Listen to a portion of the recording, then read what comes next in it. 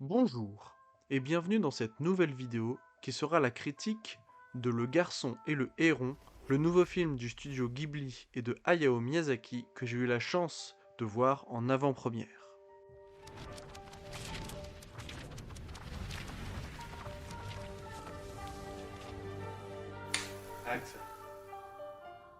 Cette nouvelle œuvre de Hayao Miyazaki est sortie au Japon le 14 juillet 2023 et est arrivée chez nous ce mercredi 1er novembre. Il signe le retour du maître de l'animation japonaise qui sort de sa retraite pour réaliser cette adaptation libre du livre Et vous, comment vivrez-vous de Genzaburo Hoshino. On retrouve au casting vocal VO Santoki Soma, Masaki Suda, Karen Takizawa et Aimyon pour ne citer que. Miyazaki dédie ce film à son petit-fils.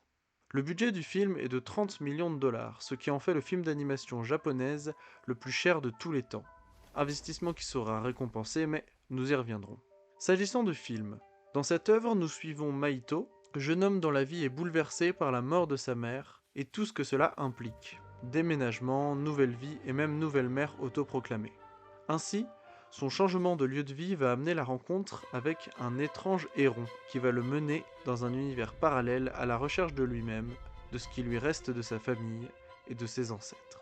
Entre secrets, aventures, rencontres et fantaisie, Miyazaki nous plonge dans un monde imaginaire et merveilleux, ancré dans notre réalité par des éléments aussi bien historiques que quotidiens. Vous en avez l'habitude, nous commencerons d'abord par les points positifs, puis les points négatifs et je finirai par vous donner mon avis perso. Commençons donc par les points positifs. Premier point positif, pour moi, c'est que c'est du grand Ghibli. On ressent vraiment la patte artistique. On a un univers coloré avec une animation magnifiquement bien maîtrisée. Ensuite, on a un design des personnages plutôt habituel. On a les protagonistes qui sont des êtres plutôt purs, qui ont un design angélique et lisse. Alors que les personnages plus mauvais, ou qui ne sont en tout cas pas purs, ont un design calleux, rugueux et sont plutôt laids. On peut ainsi opposer Maito au héron, ou plutôt à la créature quand il se détransforme. On a donc une œuvre très visuelle. On y retrouve aussi des thèmes centraux des œuvres de Miyazaki et du studio Ghibli, comme la femme forte, la guerre, l'aviation, et la représentation du temps qui passe sur des individus rongés par les rides. Miyazaki excelle dans le domaine de dessiner des vieilles personnes. Deuxième point positif, maintenant, on a un univers riche et maîtrisé. En effet, on a une faune et une flore qui sont propres à l'univers développé, et ils sont designés avec une cohérence d'un Miyazaki minutieux. On a des personnages tout mignons, des bêtes terrifiantes, on a des arbres gigantesques, des petites fleurs, de l'eau. On a vraiment un univers très bien designé. Ensuite, on a des personnages touchants. En effet, on s'identifie facilement à la douleur de Maito et on le comprend très très vite. On démarre cette sorte de voyage initiatique avec lui. Un personnage humain, pur et attachant. On s'attache également aux autres personnages qu'il va rencontrer sur sa route. Même le héron, qui à la base était une sorte d'antagoniste, devient pour nous un personnage touchant et attachant. En parlant du héron, on a un autre point positif qui est l'humour. Il est extrêmement fin et bien dosé. J'en parlais juste avant, ce personnage, donc le héron, est un personnage très drôle. Utilisant des comiques de situation et des phrases bien choisies, il nous fait beaucoup sourire tout au long du film. Ensuite, comment parler d'un film du studio Ghibli sans évoquer la musique? Une fois de plus, on a un habitué des studios, Joe Hisaishi, qui nous compose et qui dirige des musiques sublimes accompagnant ce film. C'est notamment lui qui a travaillé sur les thèmes magnifiques comme celui du château ambulant ou de Princesse Mononoke. Ensuite, comme tout bon Ghibli, on a une morale. En effet, dans ce film, elle est plutôt profonde. On a d'un côté la valeur famille, et de l'autre côté le fait de laisser les jeunes voler de leurs propres ailes et faire leurs choix. On ressent donc une dualité qui est un message plutôt moderne sur le cercle familial. Et pour cause, n'oublions pas que ce film a été dédié au petit-fils de Miyazaki. On a aussi une évocation de la force des choses. Chaque chose est placée là, pour une raison, et on ne peut pas influer sur ce qui devrait arriver. Mais il faut tout de même faire attention de laisser chacun choisir sa place pour que tout se déroule naturellement. Après ces nombreux points positifs, passons aux points négatifs.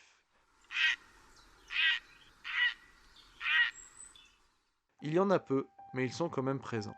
On a tout d'abord, et pour moi ce sera le gros point négatif, la construction. On a un Miyazaki qui s'éparpille un petit peu. J'ai envie de dire un petit peu comme d'habitude, Mais là, c'est un petit peu dérangeant. Il structure son récit d'une manière légèrement incompréhensible. Il en est conscient car il dit même en interview: si vous ne comprenez rien, moi non plus. Et je trouve qu'avec son expérience, c'est dommage de rester là-dedans et d'assumer le fait de ne rien comprendre. Ça peut être un parti pris, comme dans des films japonais comme Akira par exemple, qui est très connu, mais je trouve que là, dans celui-là, on se perd un petit peu. Et surtout, ce film n'est pas spécialement dirigé vers un public adulte, et je pense que les enfants auront beaucoup de mal à comprendre, même si visuellement, il est tout public. Ensuite, et ça rejoint un petit peu la structure du film, on a beaucoup de questions sans réponse ou des questions où la réponse a été juste effleurée. Moi, je pense particulièrement, par exemple, à pourquoi Kiriko est la seule de toutes les grand-mères du film à être dans le monde parallèle, et quel est le lien entre les mamies et les poupées de bois, qui sont un petit peu quelque chose de récurrent. On parle de gris-gris, on parle de porte-bonheur. Alors quel est le lien entre ça? Ensuite, comment le monde parallèle est arrivé sur Terre? On sait que c'était une météorite, mais pourquoi là, pourquoi maintenant, et pourquoi il sert de pont entre plusieurs dimensions? Et pour finir, pourquoi le grand-oncle, ancêtre de Maito, est le maître de cette dimension? Comment il a fait, même s'il est le premier à l'avoir trouvé? Qu'est-ce qui en fait de lui le maître des lieux, sachant qu'on sait qu'il y a une faune et une flore et plusieurs personnes qui vivent dedans? Pour moi, ce ne sont que des exemples de sujets inexploités ou survolés, mais c'est un petit peu des choses qui peuvent déranger. On a l'impression de ne pas avoir tout compris et en plus de ne pas avoir tout exploré. Et c'est dommage quand l'univers est riche comme celui-ci. Dernier point négatif, pour finir, on a des personnages peu exploités. Je pense particulièrement à la mère de Maito et l'histoire de sa jeunesse. On le sait qu'elle habite le monde imaginaire pendant un an, en étant le personnage de Imi. Par contre, dans ce monde parallèle, elle contrôle le feu et est essentielle à l'équilibre du monde. Alors pourquoi elle n'est qu'un personnage secondaire qui n'arrive qu'à la fin du film? J'ai trouvé ça un petit peu dommage, surtout que ça aurait pu être intéressant de explorer un petit peu sa jeunesse, comment elle est arrivée là, sachant que c'est très lié au fait que Meito soit le bienvenu dans ce monde et soit, selon le grand-oncle, digne d'être son descendant. Donc c'est un peu des éléments un petit peu dommages qu'on n'explore pas encore une fois, ça se rejoint avec le point négatif précédent. Pour finir, je vais vous donner mon avis personnel. Alors j'ai vraiment adoré ce film. Pour moi c'est vraiment un vrai tableau, une expérience, un chef-d'œuvre visuel. C'est du grand Miyazaki et ça fait du bien après 9 ans.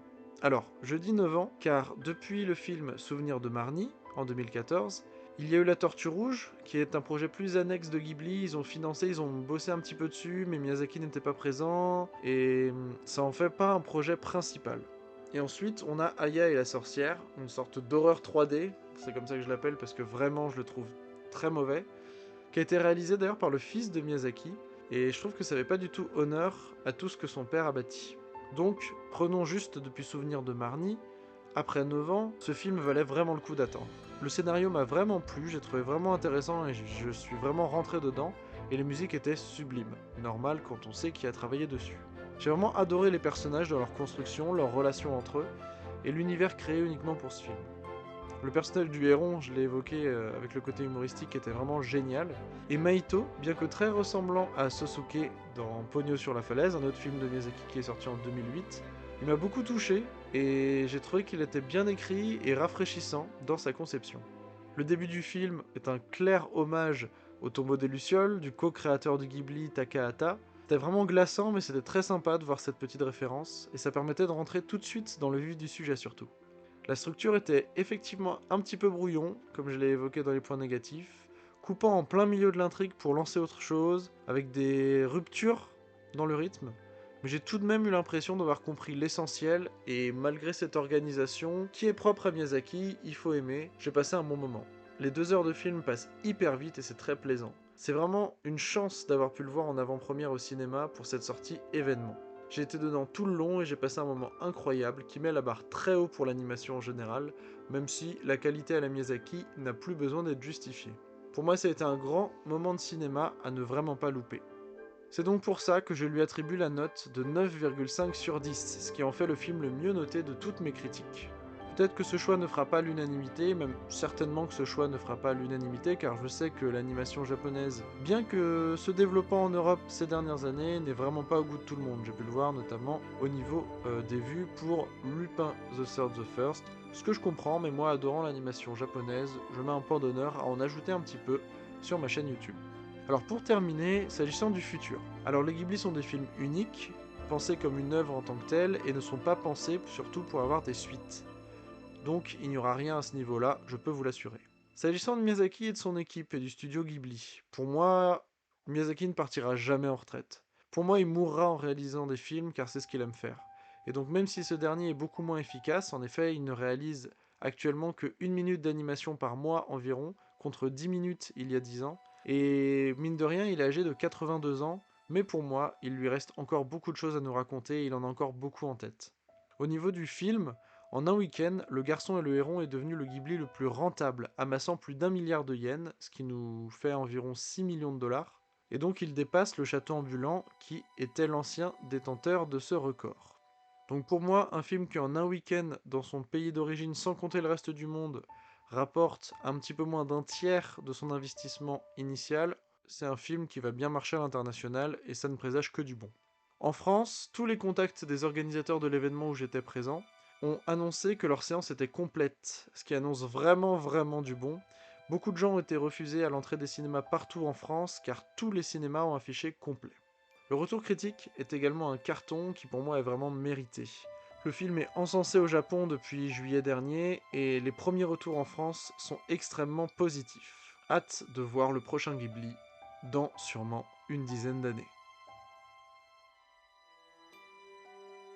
Et bien voilà, c'est déjà la fin de cette vidéo sur Le Garçon et le Héron. Pour finir, j'aimerais vraiment remercier Japan Imvan et le Cinéville de la Garenne qui organisent toujours des événements super, que ce soit avec des présences de réalisateurs ou juste des avant-premières. Donc voilà, je place mon petit merci ici.